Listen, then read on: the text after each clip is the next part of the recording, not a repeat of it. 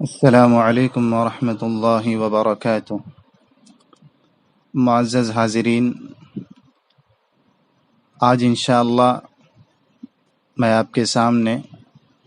روزے کی جو فضیلت ہے، اس کی جو اہمیت ہے، اس پر روشنی ڈالنے کی کوشش کروں گا۔ آپ صلی اللہ علیہ وسلم کا ارشاد ہے، من صام رمضان ایمانا واحتسابا غفر له ما تقدم من ذنبه،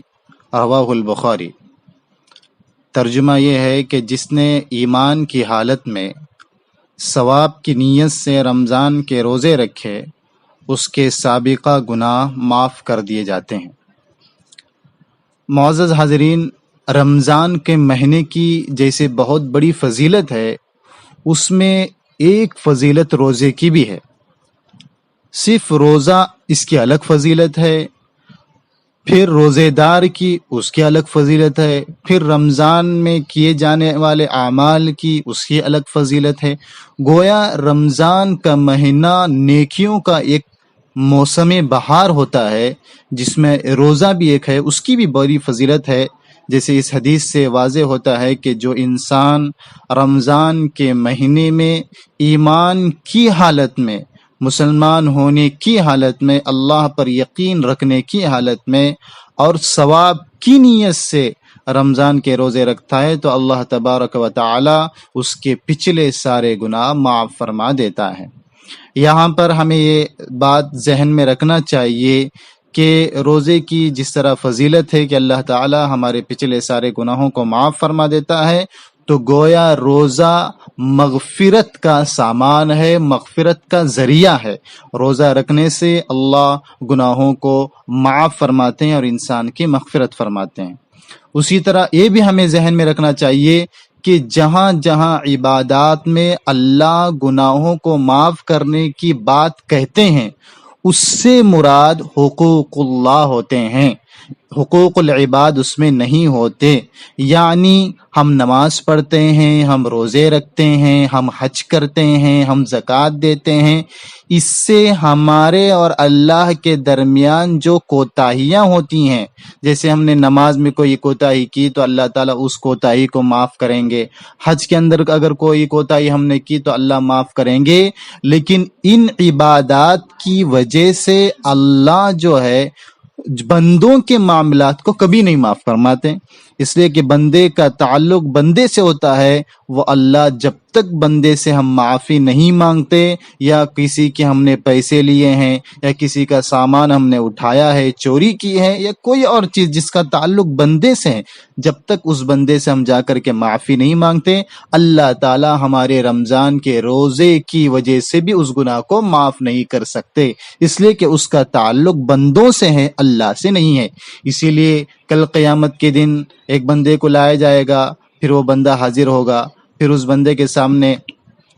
ایک بندے کو اور لایا جائے گا، اور وہ کہے گا کہ فلاں بندے کا مجھ پر حق ہے، تو اللہ تعالیٰ کہیں گے وہاں پر دینے کے لیے کوئی چیز نہیں ہوگی، اس لیے کہ جو حق ہے وہ دنیا میں جب تک رہیں اور تب تک ہمیں چاہیے کہ ہم دوسروں کے حقوق کو ادا کریں۔ اگر ہم نے کسی کی کوئی چیز لی ہے، کسی کو تکلیف پہنچائی، تو دنیا ہی میں اس سے معافی تلافی کر لیں۔ قیامت کے دن تو انسان کی نیکیاں اس کو دی جائیں گی اور وہ اس کی برائیاں اس کے سر پر ڈال دی جائیں گی۔ اس لیے ہمیں چاہیے کہ ہم یہ سوچیں، یہ ذہن میں رکھیں کہ جو بھی عبادات ہوتے ہیں جہاں مغفرت کا ذکر آتا ہے، جیسے روزہ مغفرت کا مٹانے کا، گناہوں کے مٹانے کا ذریعہ ہے، تو اس سے مراد ہماری جو عبادتوں میں کوتاہی ہوتی ہے، نمازوں میں جو کوتاہیاں چھوٹی موٹی جو اللہ کے تعلق، اللہ سے جن کا تعلق ہے، وہ گناہ معاف ہوتے ہیں۔ بندوں سے اگر ان کا تعلق ہے تو وہ گناہ معافی کے بغیر، بندے سے جا کر کے معافی تلافی کیے بغیر معاف نہیں ہوتے۔ محترم حاضرین، رمضان کی بڑی فضیلت ہیں، جیسے میں اس حدیث سے معلوم ہوتا ہے کہ رمضان گناہوں کی بخشش کا سامان ہے۔ اسی طرح اور بھی اللہ کے رسول صلی اللہ علیہ وسلم نے فرمایا کہ الصوم جنۃ من النار کجنۃ احدکم من القتال۔ نسائی کی روایت ہے، اللہ کے رسول نے فرمایا روزہ جہنم کی آگ سے ڈھال ہے، جیسے تم میں سے کسی شخص کے پاس لڑائی کی ڈھال ہوتی ہے، جیسے انسان کے پاس لڑائی کے لیے ڈھال ہوتا ہے، اپنی دفاع اور اپنے بچاؤ کے لیے ایک ڈھال ہوتا ہے، اسی طرح یہ روزہ رکھنا انسان کے لیے جہنم سے آڑ بنے گا، یعنی جہنم میں جانے سے یہ روزہ بچائے گا۔ اسی لیے آپ صلی اللہ علیہ وسلم نے ایک حدیث میں فرمایا کہ کل قیامت کے دن روزہ اور قرآن آئیں گے اور اللہ کے سامنے آ کر کے شفاعت کریں گے، سفارش کریں گے۔ روزہ کہے گا آ کر کے اے اللہ میں نے اس کو سارے دن بھوکا رکھا تو اسے جنت میں داخلہ کرا، اور اسی طرح قرآن بھی آ کر کے کہے گا، اسے روزہ بھی آ کر کے کہے گا۔ تو معلوم یہ ہوا کہ روزہ رکھنے سے انسان جہنم میں جانے سے بچتا ہے۔ اور اسی طرح سب سے بڑی فضیلت جو روزے کی بیان کی جاتی ہے وہ یہ کہ ابن ماجہ کی روایت ہے، اللہ کے رسول صلی اللہ علیہ وسلم نے فرمایا کہ آدم کے بیٹے کا نیک عمل 10 گنا سے لے کر کے 700 گنا تک آگے جتنا اللہ چاہے بڑھایا جاتا ہے۔ یعنی آدم کی اولاد ہم اور آپ جو ہیں اس کے نیکی کا جو عمل ہے وہ 10 گنا سے لے کر کے 700 گنا تک اس کا اجر اور ثواب دیا جاتا ہے، اور اللہ اور چاہے تو اور دیتے ہیں۔ اللہ تعالیٰ نے مزید یہ فرمایا روزہ اس سے مستثنا ہے، روزہ اس سے الگ ہے کیونکہ وہ میرے لیے ہے اور میں ہی اس کی جزا دوں گا۔ محترم حاضرین، آپ کو معلوم ہونا چاہیے کہ اللہ نے ہر نیک عمل کا جو ثواب ہے اس کو مقرر کر دیا، متعین کر دیا۔ مثال کے طور پر نماز کے بارے میں کہا کہ جو نماز پڑھے گا، 5 وقت کی پابندی کرے گا، گویا کہ وہ ایسا ہی ہے جیسا اس نے ابھی 5 اس کے گھر کے سامنے ایک نہر ہو، ندی ہو، وہ 5 مرتبہ اس میں نہاتا ہو تو اس کے جسم میں جو کوئی بھی گندگی نہیں رہتی، اسی طرح نماز پڑھنے والے کے گناہ معاف ہو جاتے ہیں، اس کی کوئی گناہ نہیں رہتا۔ اسی طرح جو انسان نماز پڑھتا ہے، حج کرتا ہے، اس کے بارے میں یہ کہا گیا کہ وہ جب حج سے لوٹتا ہے تو وہ ایسا ہے جیسے کہ ماں کے پیٹ سے ابھی جنا ہو۔ وہ ہے کہ ہر عمل کا اللہ تعالیٰ نے ثواب مقرر کر دیا ہے، لیکن روزے کے بارے میں اللہ نے کہا کہ میں اس کا بدلہ دوں گا۔ اب خود اللہ اس بات کا اعلان کر رہے ہیں تو ہم اندازہ لگا سکتے ہیں کہ جو نماز پڑھنے کو جنت، نماز پڑھنے والے کے لیے جنت ملے گی اور فلاں کام کرنے والے فلاں ثواب ملے گا، اب اندازہ لگائیے کہ اللہ تعالیٰ روزے رکھنے والے کے لیے کیا ثواب دیں گے جس کا ہم شمار نہیں کر سکتے، جس کو ہم سوچ نہیں سکتے۔ اسی لیے ہمیں چاہیے کہ روزے کا بڑا اہتمام کریں، روزے کی بڑی پابندی کریں، اور روزہ جتنا ہو سکے اس کا اہتمام کے ساتھ روزہ رکھنے کی کوشش کریں۔ میرے عزیز بھائیوں اور دوستوں، اسی طرح اور بھی بہت ساری چیزیں ہمارے سامنے ہیں، اور یہ سوال ہمارے ذہن میں پیدا ہوتا ہے کہ روزے کی اتنی بڑی فضیلت کیوں ہے؟ یعنی اللہ تعالیٰ نے روزے کو اتنا بڑا ثواب دینے کا وعدہ کیوں فرمایا ہے؟ یہ سوال ہمارے ذہن میں اڑتا ہے، تو اس کے بہت سارے اسباب بیان کیے گئے ہیں۔ اس لیے کہ روزہ ایک بڑا محتم بشان اسلام کا چوتھا رکن ہے، چوتھا فاؤنڈیشن ہے یہ اسلام کا، اور اس کے بہت سارے اسباب ہیں، بہت سارے وجوہات اور ریزنز ہیں جس کی بنیاد پر روزے کی اتنی بڑی فضیلت بیان کی گئی۔ میں ترتیب سے 1 نمبر 2 نمبر سے آپ کے سامنے بیان کروں گا تاکہ روزے کی اہمیت اور اس کی فضیلت کا ہمیں احساس ہو۔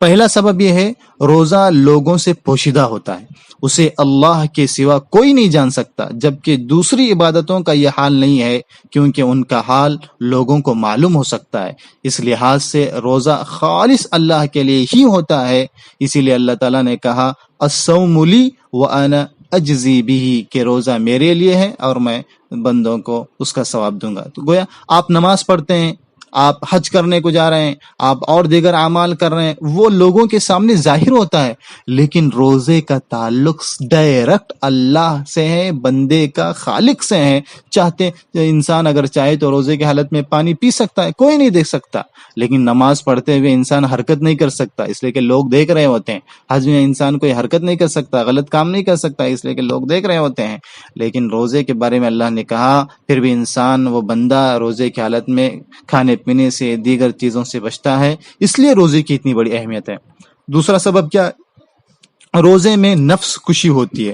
یعنی نفس کو انسان کچلتا ہے، مشقت اور جسم کو صبر اور برداشت کی بھٹی سے گزارنا پڑتا ہے۔ اس میں بھوک، پیاس اور دیگر خواہشات نفسانی پر صبر کرنا پڑتا ہے، جبکہ دوسری عبادتوں میں اس قدر مشقت اور نفس کشی نہیں ہوتی۔ آپ جانتے ہیں کہ صبح سے لے کر کے انسان غروب آفتاب، مغرب کے اذان تک اپنے آپ کو صبر اور ضبط کے ساتھ رکھتا ہے۔ ایک تو مشقت ہے، تکلیف ہے، پریشانی ہے، پھر بھی صبر کرتا ہے، اور اپنی خواہشات نفسانی کو جو حلال چیز ہے اس سے بھی رکے رہتا ہے۔ اس وجہ سے سے روزے کی بڑی اہمیت ہے۔ تیسرا سبب کیا ہے؟ روزے میں ریاکاری کا عمل داخل نہیں ہوتا، دوسری عبادتوں میں ریاکاری شامل ہوتی ہے، جیسے نماز، حج، زکوٰۃ وغیرہ میں ریاکاری کا شک اور شبہ ہو سکتا ہے، روزے میں کوئی ریاکاری نہیں ہوتی، اس سے کہ روزہ اللہ کے لیے انسان رکھتا ہے۔ نماز ہو سکتا ہے کسی کو دکھلانے کے لیے پڑھ رہا ہو، حج ہو سکتا ہے کہ تاکہ لوگ اسے حاجی کہیں، اس لیے انسان حج کرنا چاہتا ہو، اور زکوٰۃ اس لیے دے رہا ہے کہ تاکہ لوگ اسے بڑا سخی کہیں، لیکن روزے کے اندر ایسا نہیں ہوتا، ریاکاری نہیں پائی جاتی۔ اسی طرح روزہ کا چوتھا سبب، فضیلت کی چوتھا سبب یہ ہے کہ کھانے پینے سے استغنا اللہ تعالیٰ کی صفات میں سے ہے، یعنی روزے دار اگرچہ اللہ تعالیٰ کی اس صفت سے متشابہ تو نہیں ہو سکتا، لیکن وہ ایک لحاظ سے اپنے اندر یہ صفت پیدا کر کے اللہ کے قریب ہو جاتا ہے۔ آپ جانتے ہیں کہ اللہ کھاتے نہیں، اللہ کو نہ کھانے کی ضرورت ہے نہ پینے کی ضرورت ہے، اسی صفت کے ساتھ انسان کوشش یہ کرتا ہے کہ اللہ کی اس صفت کے ذریعے میں اللہ کے بالکل قریب ہو جاؤں، دوسرا اس طرح نہیں ہے۔ اور پانچواں سبب اس کی فضیلت کا یہ ہے کہ روزے کے ثواب کا علم اللہ تعالیٰ کے سوا کسی کو نہیں ہے، یعنی سارے ثواب کا علم انسان کو معلوم ہے کہ نماز کا یہ ثواب، حج کا یہ ثواب، فلاں کا یہ ثواب، صدقے کا یہ ثواب، اور قربانی کا یہ ثواب، فلاں کا یہ ثواب، لیکن روزے کے ثواب کے بارے میں اللہ نے اس کو محفوظ رکھا، اس کو چھپا کر کے رکھا، اور بقیہ سارے ثواب، سارے عمل نیک کام کے ثواب کو اللہ تعالیٰ نے واضح کر دیا، بتلا دیا لوگوں کو، اس لیے روزے کی اس سے فضیلت معلوم ہوتی ہے۔ اس کا چھٹا سبب یہ ہے کہ روزہ ایسی عبادت ہے جسے اللہ کے سوا کوئی نہیں جان سکتا، حتیٰ کہ فرشتے بھی معلوم نہیں کر سکتے، اتنی بڑی اس کی فضیلت ہے۔ اور اسی طرح اس کا ساتواں سبب روزے کی اضافت اللہ کی طرف شرف اور عظمت کے لیے ہے، یعنی جیسے بیت اللہ کی اضافت محض تعظیم اور شرف کے باعث ہے، یعنی اللہ کے ہر دنیا میں جتنی بھی مسجدیں ہیں سب اللہ کے گھر ہیں، لیکن خانہ کعبہ کو ایک عظیم شرف حاصل ہے، خانہ کعبہ کو ایک بڑا مقام حاصل ہے، حالانکہ خانہ کعبہ اللہ کا گھر ہے، دنیا کی تمام مسجدیں بھی اللہ کے گھر ہیں، لیکن خانہ کعبہ کا مقام الگ ہے، اور اسی طرح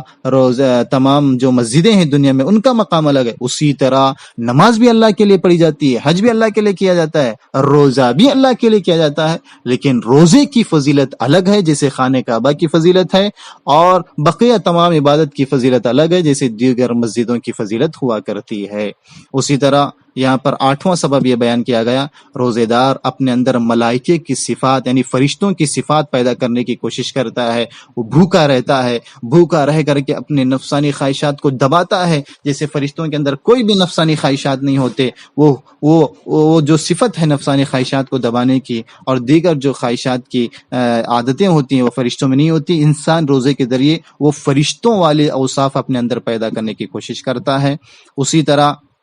آخر میں نواں سبب اس کی روزے کی فضیلت کا بیان کر کے میں اپنی بات ختم کرتا ہوں کہ جزائے صبر کی کوئی حد نہیں ہے، اس لیے رمضان کے روزوں کی جزا کو بے حد قرار دیتے ہوئے اللہ تعالیٰ نے اس کو اپنی طرف منسوب کیا ہے، اس کی جزا میں ہوں کہا ہے، یعنی ان روزے کی جو صبر کا جزا ہے، اس کا جو بدلہ ہے، اس کی کوئی بھی حد نہیں ہے، اس لیے کہ روزے کی حالت میں جو انسان مشقت اور تکلیف برداشت کرتا ہے اس